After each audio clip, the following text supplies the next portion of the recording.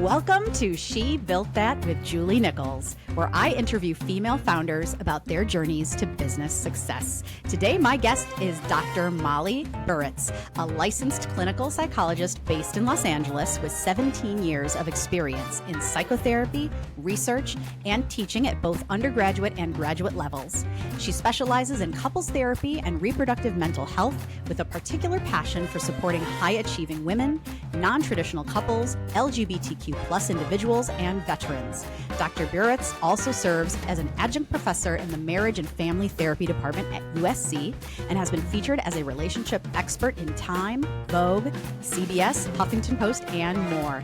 Molly, welcome to the show. So much. I'm so excited to be here. Oh my God, you guys, it's Molly Faith in the house. Okay, so Molly and I go back a very long time. So many years. Molly and I are friends from our early 20s when we were in the theater together. Oh, but it's not like the fancy theater you would think. It wasn't like Shakespeare. It was like musical theater on a stage that was in a kind of a rundown building where basically like we were kind of like, you know, mending our own costumes backstage. And it was a very scrappy production, but it won all the awards and we kind of got to rule Chicago theater for a summer. It was awesome. Yep. So Molly and I go way back and we were actually a comedy team in the show we were in. So we have a lot of really fun stories and connections. And now Molly is like this incredible therapist, professor, thought leader in the space of, you know, psychotherapy. And she's popping up all over the place, you guys. I don't know, like if you don't know Molly Burrets, like you need to know her because she's all over the place and she is bringing, especially, which is especially important to me, she's bringing a voice to reproductive health, reproductive mental health, which is something that's very close to my heart as I struggled with infertility and had my twins through IVF. And so we're going to be talking about all that kind of stuff today. And I'm just so excited for you guys to get to know Molly. So Molly, I'm going to shut up and I want to hear all about who you are and what you do. Okay. Well, I have a few different roles. So the most prominent one is that I have a private practice as a clinical psychologist in Los Angeles. And I see mostly couples and, like you said, high achieving women, many of whom are struggling with balancing work, family life, motherhood, sometimes infertility. And I do that about half of the time. The other half of my work life is spent teaching at USC. So I train therapists who are in a master's degree program, learning to become marriage and family therapists. And I also do a lot of media work lately. So in the past year, I've started doing a lot of podcast appearances, TV appearances, contributed pieces in major publications. And so it's a really cool way to sort of integrate my theater background. I used to be a musical theater live performer. That's how we know each other. And it's been a really fun way to sort of bring that into my current career as a clinical psychologist. That is awesome. And I am really interested to find out how all of this came to be. Because even though Molly and I have known each other for freaking ever, you know, over time, you know, we moved to a different part of the country and we each had our own families. And, you know, over time, like you just kind of lose touch, but you kind of keep in touch like through social media, through like Facebook and Instagram, but like you never really know the whole story. So I'm hoping to get more insight today in how all this came to be for you. So I would love to kind of go back in time. We're going to do like a diddly-doo, diddly-doo, diddly-doo.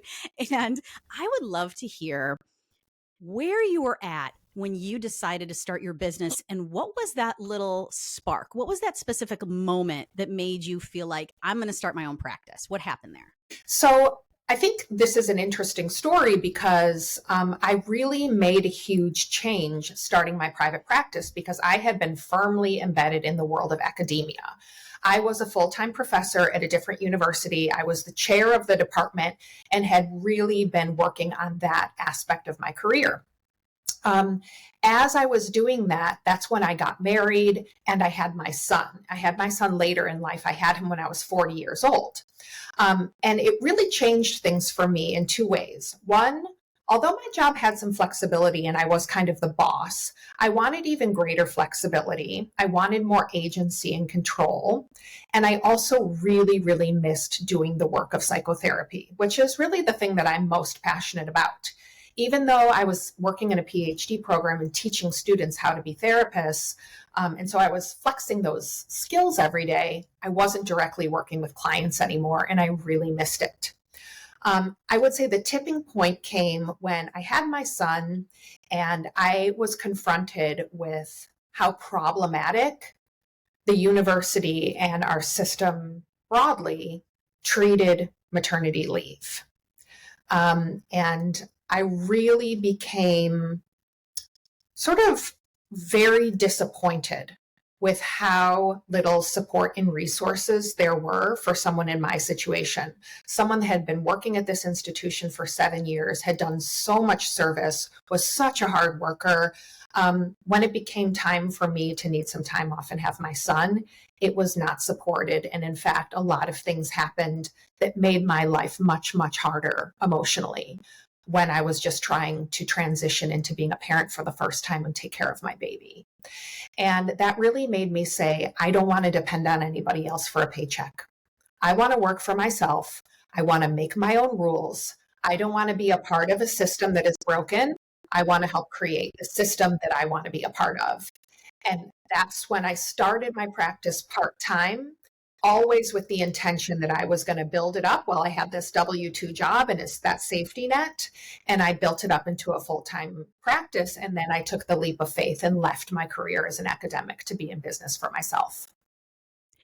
This is not surprising to me at all for several reasons.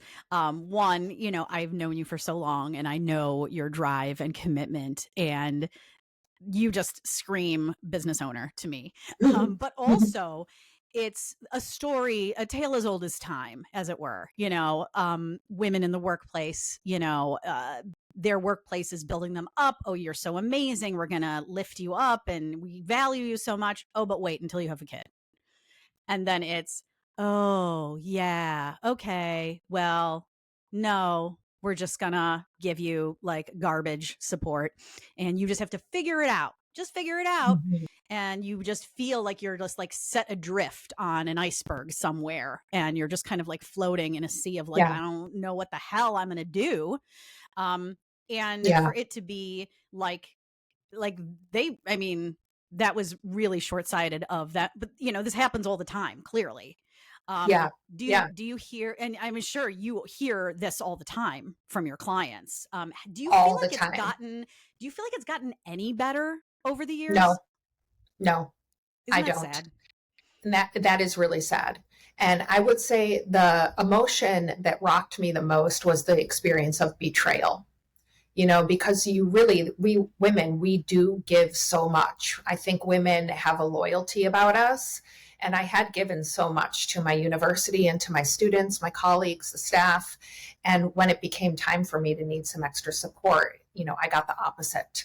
I experienced discrimination. I experienced just inequities that were unfair and that I just wasn't willing to tolerate. And so that's why I made my own plan. And one of sort of my life mottos is nobody is coming to save you.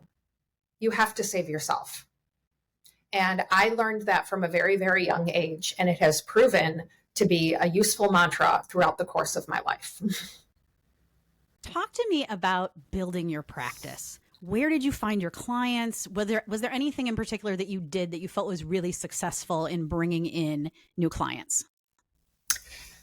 Look, this is a bit of a vague answer, but I'm gonna say it anyway because it's my truth. I feel like when you are extremely talented and passionate about what you do, and you deliver an excellent service, you can't be ignored. Because, my business is a little bit different in that clinical psychologists are not allowed to market. We don't put up advertisements on billboards. We don't take out advertisements in magazines and newsletters. We build professional connections and with other mental health practitioners and physicians, and it's all done through networking. But you don't network by being a nice person, although that is important. You want to be likable. But what really sets you apart in my business when you're networking is the quality of your work. And the majority of my referrals come from current or past clients. So people that have worked with me in the past or people that have worked with me currently give my name to someone that they know and say, this person is really, she delivers excellent clinical care and she's really good at what she does. She's highly ethical and responsible and attuned.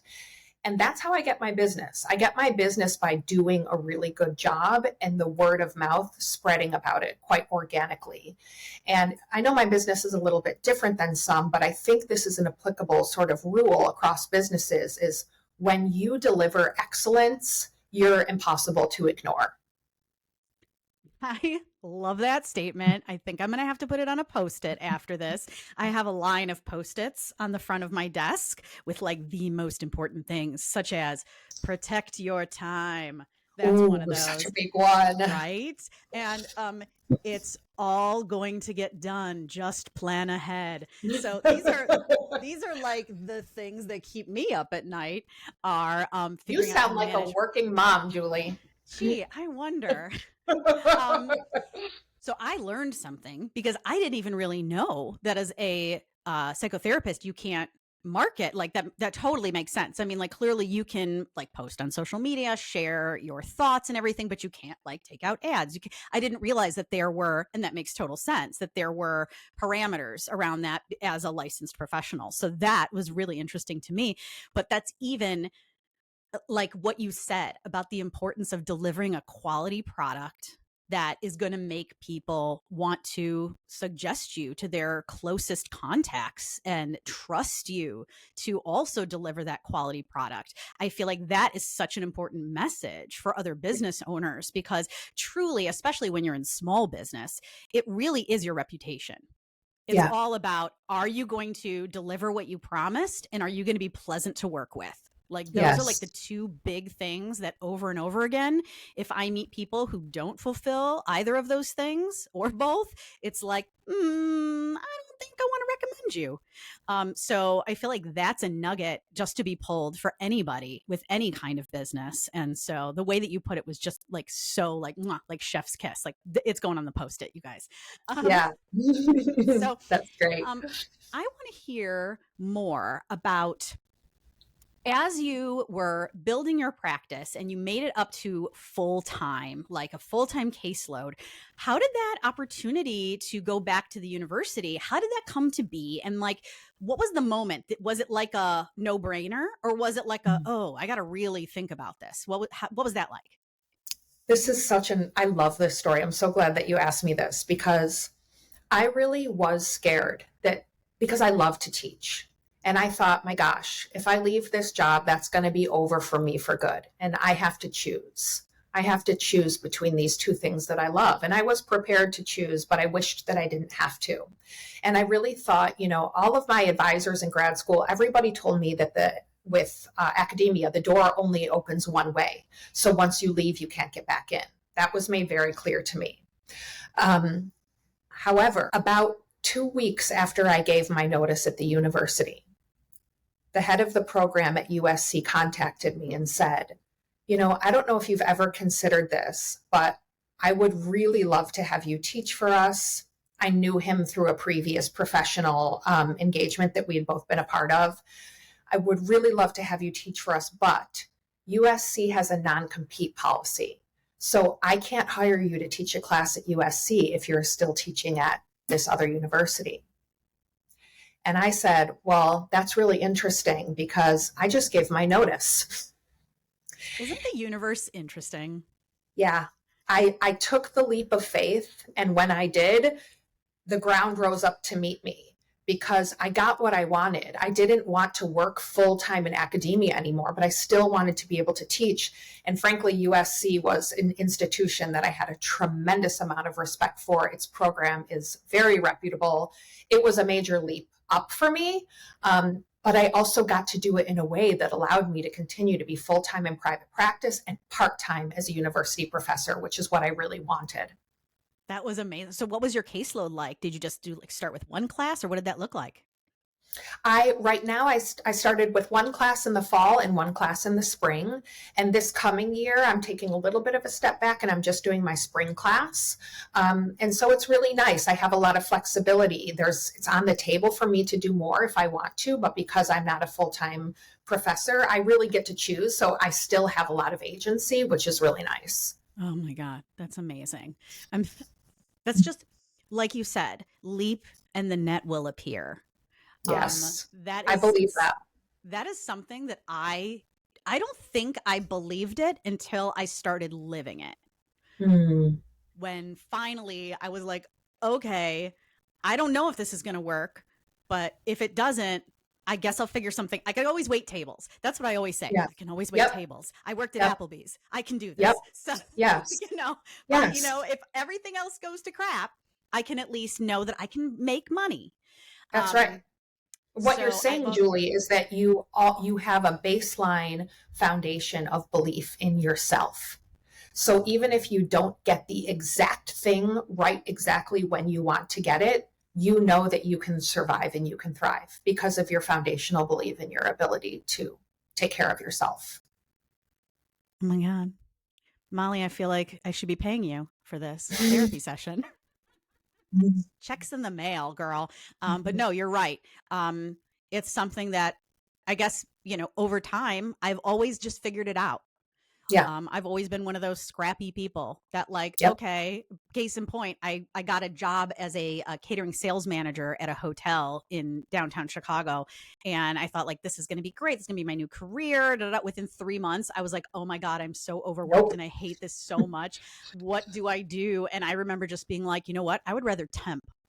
I would rather be like a freaking receptionist in a random bank than do this. And so that's what I did. I quit. And the next week I was, treading the boards at every freaking temp agency in town. And I did it. I made it and I got a new job from doing temping.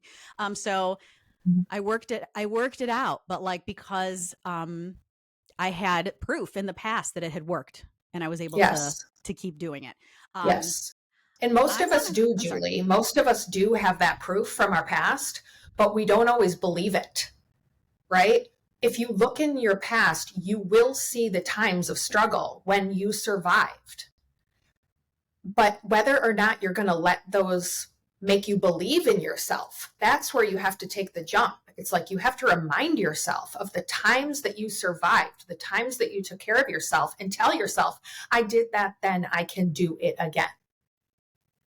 I'm getting a little verklempt, Molly. I'm getting a little choked up over here because those of you who listen to my show will know that I'm going through a really hard time right now with my divorce. And so every little wonderful nugget that comes my way seems to be amplified times 10 right now because of what I'm going through. So I think that I feel like interviewing you right now is like a very kismet moment of or as the Jews would say, my beshert. This was just meant to be. So yeah. Oh my God. Okay, guys. We're not gonna talk about me anymore, even though Molly's got the most amazing wisdom ever. But I want to talk about becoming a mom and what that looked like. I know that you said with your son, who's your first child, that was kind of the impetus for starting your practice. But then I know that, you went through a difficult time getting pregnant with your second child. And I would like to hear how all of that factored into your business and how that all worked. Yeah. I can say that, I have had a completely different experience with my first kid than I had with my second. And it started literally from conception because, as I said, I had my son when I was 40 and it was very easy and I was very privileged and it took zero effort whatsoever. And I just thought at that time that I had sort of beaten the odds and I was one of those people that could get pregnant easily later in life. It wasn't until I went to have my second kid that I realized, oh, that's not actually true. And I experienced repeated pregnancy loss due to age-related factors. And I ended up going through IVF to have my daughter. I was given an 8% chance of IVF working for me. And it was an incredibly big financial investment. But it mattered enough to me that I was willing to take the risk and do it. And through years of IVF, I basically ended up with 2 embryos that were viable. Oh my The first God. one, yeah, the first one failed when it transferred. I had a chemical pregnancy. And so I had 1 embryo left. And I did not want to transfer it because I felt like once I transferred it, it was over. My fertility journey was going to be the end. So I sat on it and I waited and I waited and I waited. And I was like, I'll never know if this is going to work until I take the leap. And I have to be willing to accept the risk that this is going to be the end of the road for me. And I took the leap and I got pregnant and I had my daughter at 45. And it's really hard to talk about without getting verklempt. Again, damn it. Where's my Kleenex box? It's right here. Sorry, I can't pass you one all the way in LA. Yeah. So this was a years long struggle and many, many losses and stressors related to making IVF happen, affording IVF, going through all the medical procedures, And so by the time I had my daughter, my practice was in full gear. And I was way busier than I ever was when I had my son. One of the things that comes along with starting your own business is no one's paying you when you take the day off. No one is paying for your benefits. You are responsible for yourself. And that comes with tremendous agency, but it also comes with tremendous responsibility.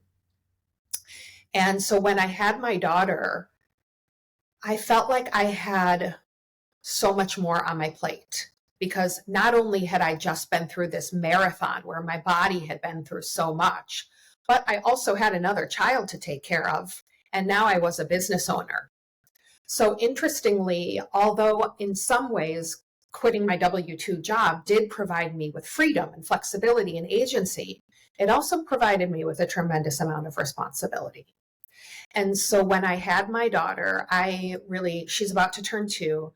I really have felt like I haven't been able to have the kind of infant experience with her that I had with my son before there was more on my plate.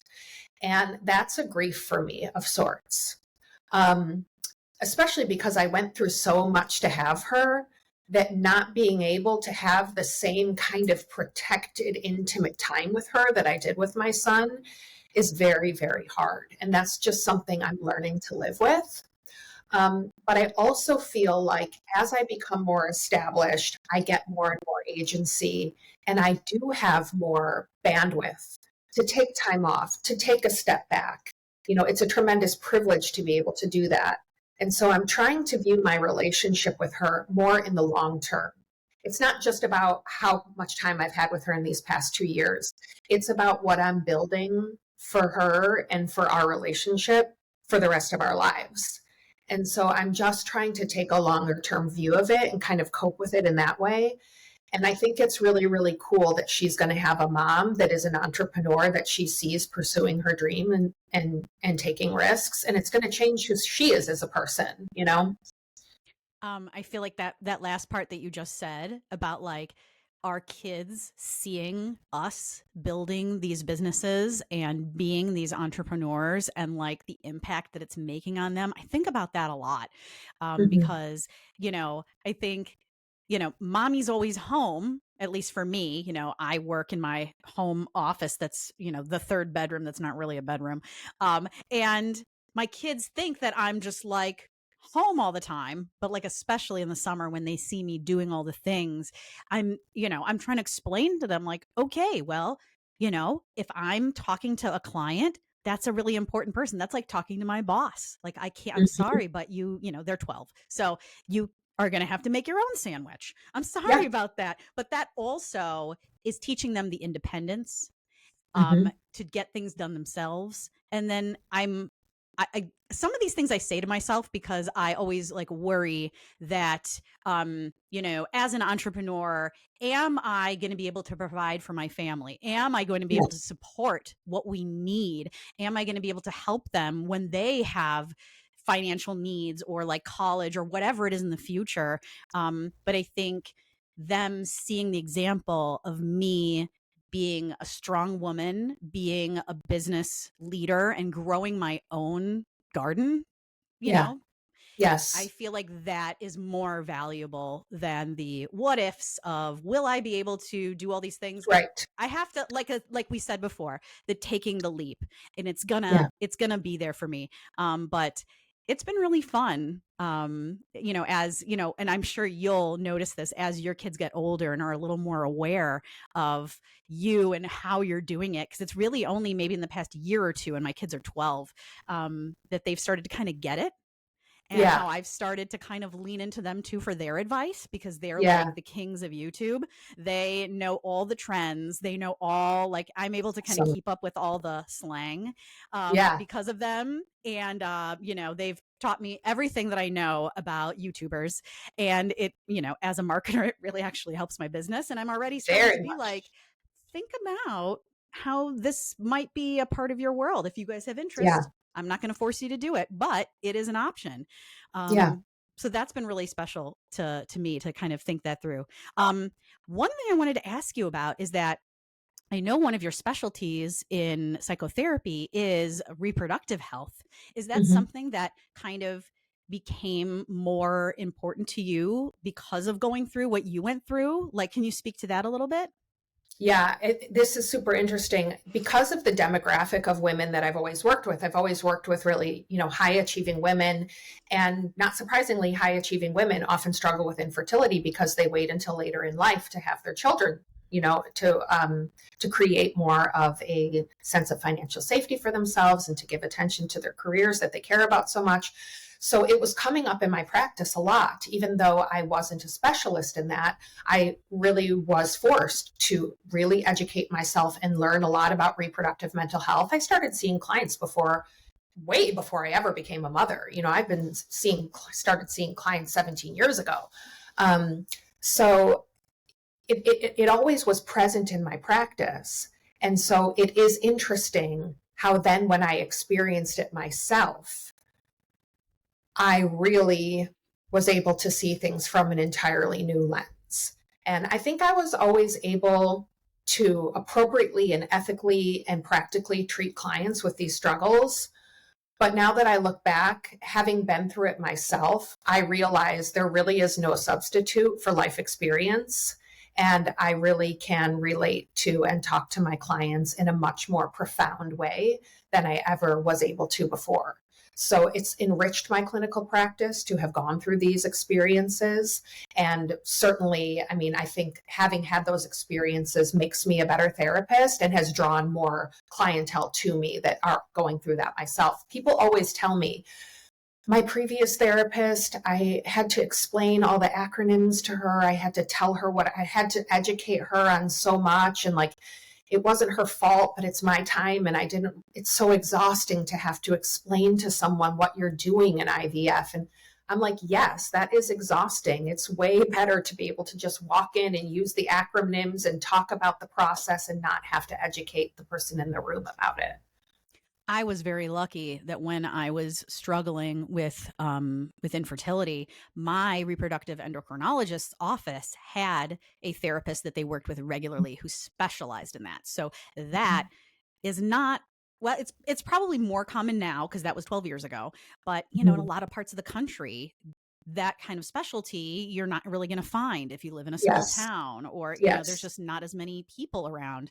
Right. So I feel very blessed that I was able to find somebody like that when I went through my first chemical pregnancy, who I stayed with throughout once I finally did get pregnant with my twins, and then all of the worry that came with carrying them and worrying that it was going to end at any minute and I wasn't going to make it to viability. And, the story at the end of the rainbow is that I made it to 38 freaking weeks, which is like kind of unheard of with twins.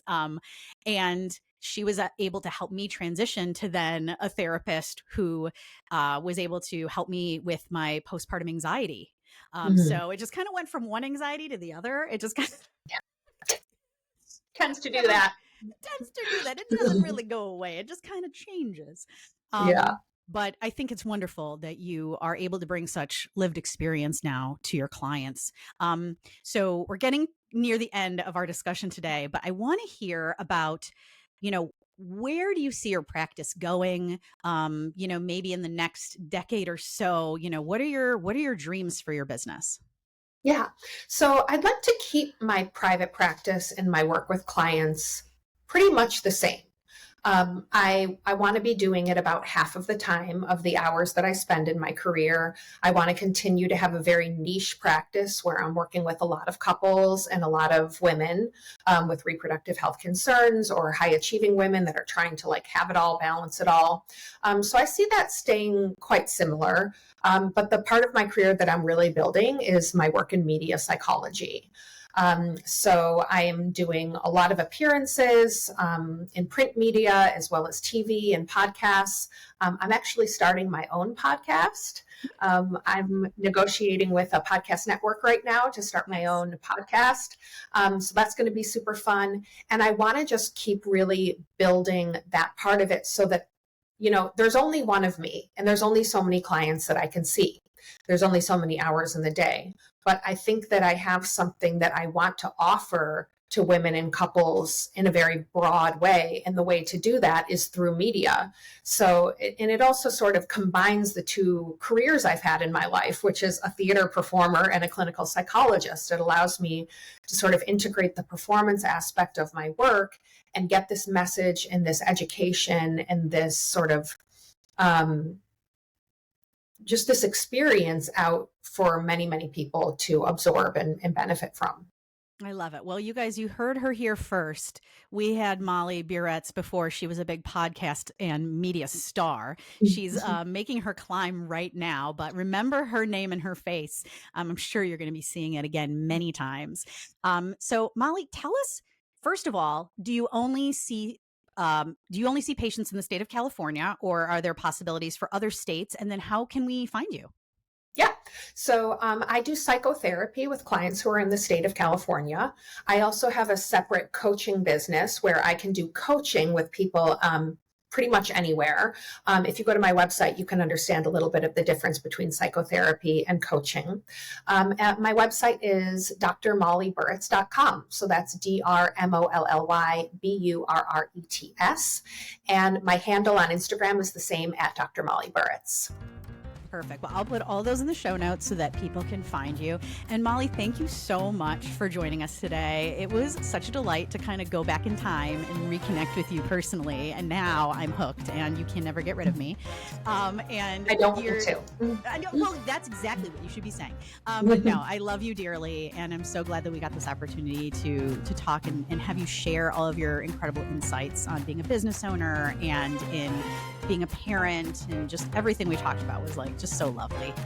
So thank you once again for joining us. I love you too, Jules. Thanks for having me.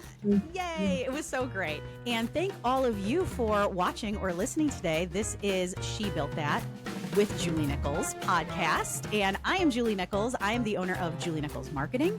And if you need help reaching your perfect clients, call me because I can help you find them. My website is julienicholsmarketing.com. That's NICHOLS marketing.com. And I'll see you next time.